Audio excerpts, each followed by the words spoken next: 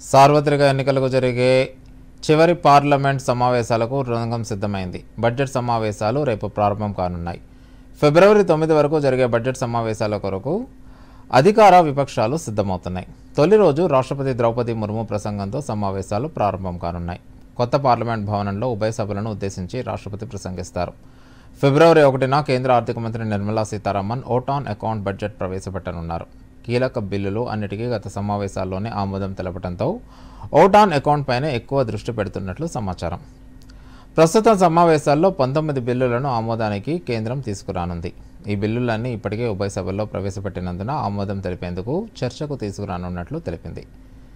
ఎన్నికలకు ముందు నరేంద్ర మోదీ ప్రభుత్వం ఎలాంటి మధ్యంతర బడ్జెట్ ప్రవేశపెట్టనుందనేది ఆసక్తికరంగా మారింది.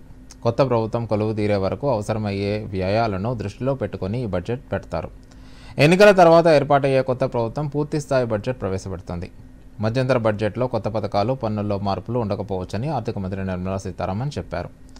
ఈసారి ప్రవేశపెట్టే బడ్జెట్ నిర్మలా సీతారామన్కు ఆరోతి కానుంది.